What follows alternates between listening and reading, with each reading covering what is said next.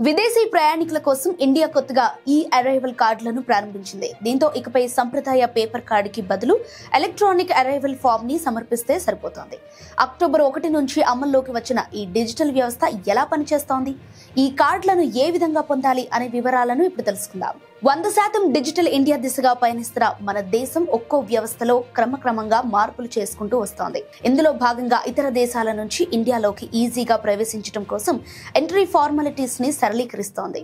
తద్వారా ఎయిర్పోర్ట్ల పని సామర్థ్యాన్ని మెరుగుపరుస్తోంది, డేటా ఖచ్చితత్వాన్ని పెంచుతోంది, ఇమ్మిగ్రేషన్ విధానాలను పూర్తిగా ఆన్లైన్ చేస్తోంది.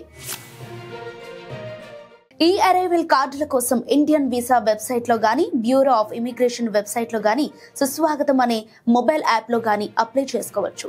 జర్నీకి 3 రోజుల ముందు ఈ ప్రక్రియను పూర్తి చేయాలి. ప్రస్తుతం ఈ అరైవల్ కార్డులు తెర మీదకి వచ్చినప్పటికీ పేపర్ అరైవల్ ఫామ్ ను కూడా మరో 6 నెలల పాటు అనుమతిస్తారు.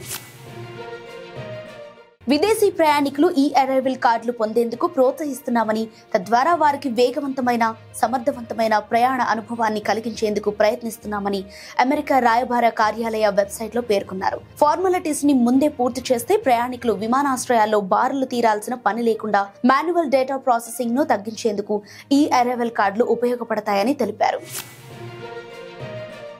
ఈ అరైవల్ డిజిటల్ ఫామ్ కోసం ఇండియన్ వీసా ఆన్లైన్ వెబ్సైట్ ని సందర్శించాలి. ఇందులోని పర్సనల్ డీటెయిల్స్ సెక్షన్ లో పర్సనల్, ట్రావెల్, కాంటాక్ట్ వివరాలు ఇవ్వాలి. పాస్పోర్ట్ ప్రకారం పూర్తి పేరు, జాతీయత, పాస్పోర్ట్ నంబర్, ప్రయాణ ఉద్దేశం వంటి వివరాలు ఎంటర్ చేయాలి. అరైవల్ డీటెయిల్స్ సెక్షన్ లో గమ్యానికి చేరుకునే తేదీ, గత 6 నెలల్లో ప్రయాణించిన దేశాలు వెల్లడించాలి. ఈ అరైవల్ ఫామ్ కి ఈ వీసా ప్రాసెస్ కి చాలా తేడా ఉందని, ఈ రెండు పూర్తిగా భిన్నమని యుఎస్ ఎంబసీ పేర్కొంటోంది. అమెరికా పౌరులు ఇప్పుడు చెల్లుబాటయ్యే ఈ వీసాతో ఇండియాకు వెళ్లొచ్చని చెబుతోంది. ఇండియన్ ఎంబసీ లేదా కాన్సులేట్ ఇచ్చే ఫిజికల్ వీసాతోనూ ప్రయాణం చేయొచ్చని అంటోంది. అలాగే వ్యాలిడ్ ఈ అరైవల్ ఫామ్ తో సైతం భారత్ లోకి ప్రవేశించొచ్చని స్పష్టం చేస్తోంది.